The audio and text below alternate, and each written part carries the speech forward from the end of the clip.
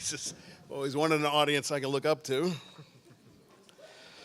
Right out of high school, I went to a little college up in northern Pennsylvania. Wasn't much of a school, had a pretty good music program, not much else. I chose that particular institution because I'd spent my senior year in high school focusing on being a disciplinary problem. This was the trail end of the baby boom generation, so all the professors there were just exhausted from all the baby boomers shit, and the college was beat, and the dorms were beat, and it was just miserable, and the enrollment had fallen off, and they were taking anybody, including me. I remember consoling one of my classmates who just could not believe that a professor would not accept parole violation as an excuse for not turning in a paper. So we were the wretched refuse, and every single one of the people I met there was a story. The one I want to tell you tonight is a guy we used to call Crazy Bob. Crazy Bob was a Marine. He had done boot camp, and he was finishing off a few credits before officer training. Basically, he was looking for any opportunity to raise hell before committing to a lifetime with the United States Marine Corps. Bob had lost part of one finger on one hand. So his favorite thing to do in the whole world was if somebody got knocked on the head and knocked down, knocked out, or was just, really, really high, he'd run up to him and go, hey, you okay? And wave his hand in front of his face. How many fingers do you see? And they go, 5. And he'd go, wrong, 4.5. But Bob was one tough sumbitch.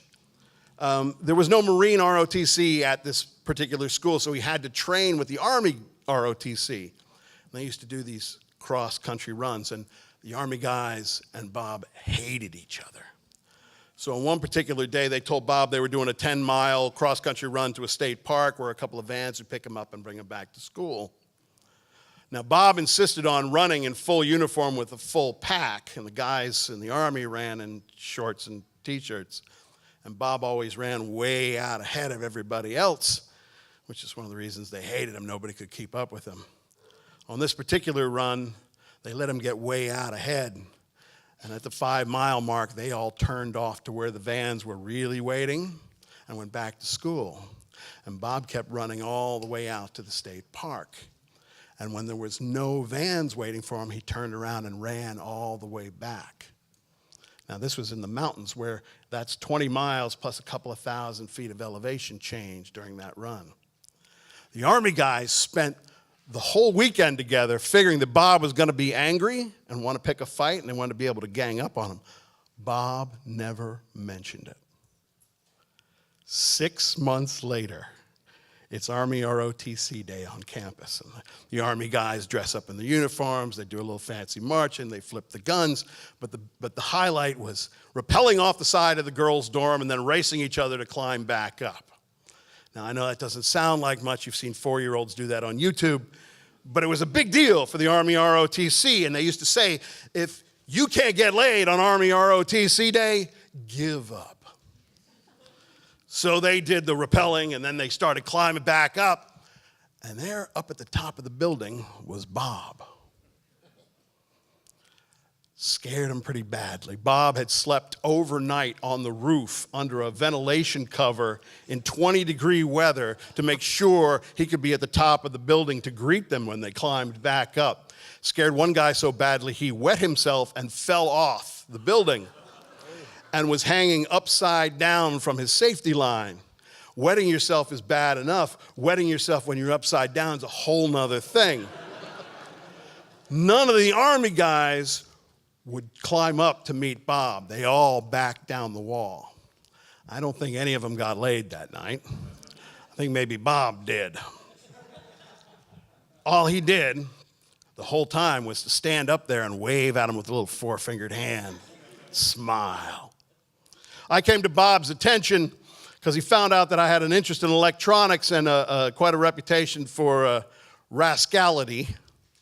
A couple of my pranks went legendary, and Bob had the only TV on the floor on our dorm, but we were up in the mountains and there was no way to get any reception. So Bob was wondering if there was any way he could get cable in his room, but the only cable in the building was in the common room, and if he got caught tapping off that, it was a $1,000 fine and expulsion from school. So he was consulting me as to whether there was another way to get him cable. And what we came up with was every phone had a phone line, every dorm had a phone, and every phone line has 4 wires. Only 2 are used for the phone.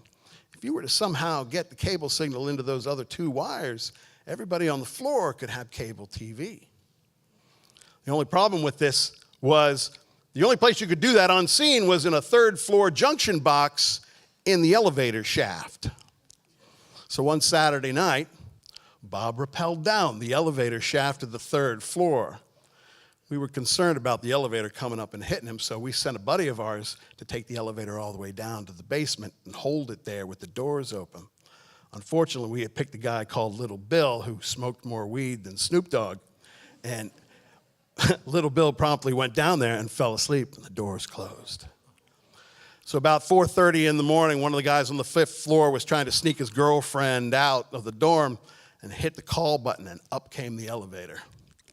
Fortunately, Bob could jump on top of the elevator, and he rode it all the way up, and he rode it all the way down, and he rode it all the way up, and he rode it all the way down, and I ran and popped open the doors on the 6th floor and got him out, and he came out and he goes, "That was awesome! You gotta try this!" It's a lot of fun bringing Bob to life there for a minute. Bob joined the Marines and was killed by friendly fire in the first Gulf War. That means our own people accidentally killed him. I was doing the numbers the other day. We've been over there on and off for 27 years.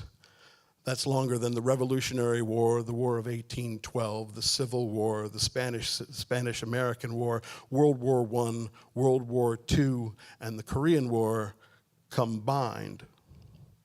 I respectfully submit that what we're doing over there isn't working, and it doesn't seem likely to work. So I'd like to challenge you all to stand up to our leaders and ask them to find another solution that doesn't cost us thousands of lives and trillions of dollars. In fact, I dare you.